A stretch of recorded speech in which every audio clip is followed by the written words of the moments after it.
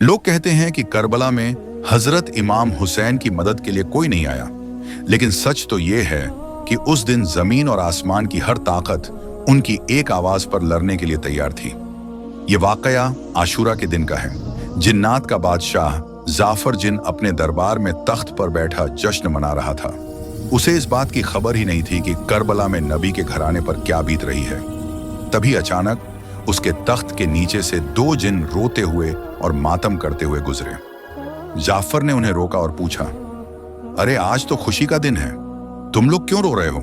उन जिन्नात ने रोते हुए जवाब दिया, ऐ बादशाह, आपको खबर नहीं, अभी हमारा गुजर यानी करबला की जमीन से हुआ।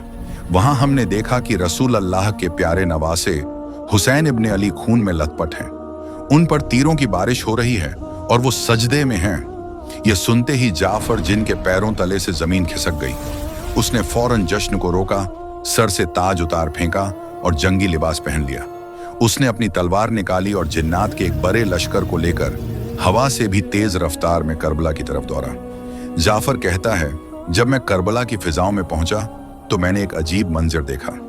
वहां सिर्फ यजीदी फौज नहीं थी, बल्कि आसमान से लेकर जमीन तक फरिश्ते, अंबिया और जिन्नात की कतारें खड़ी थीं।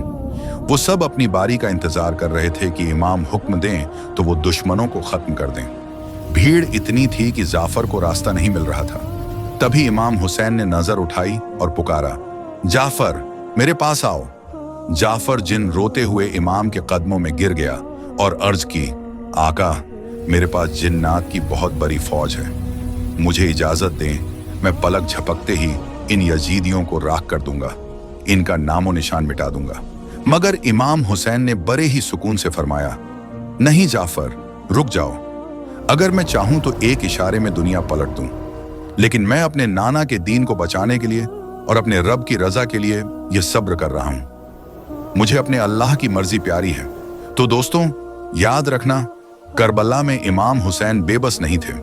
कायनात की हर ताकत उनके हाथ में थी, लेकिन उन्होंने तलवार नहीं उठाई ताकि इस्लाम जिंदा रहे। करबला का यह मंजर बताता है कि जीत हथियार की नहीं बल्कि सब्र की होती है। अगर आपके दिल में भी इमाम हुसैन के लिए मोहब्बत है तो कमेंट में या हुसैन जरूर लिखें, और ऐसे ही इस्लामिक वाकयात के लिए चैनल को अभी सब्सक्राइब करें।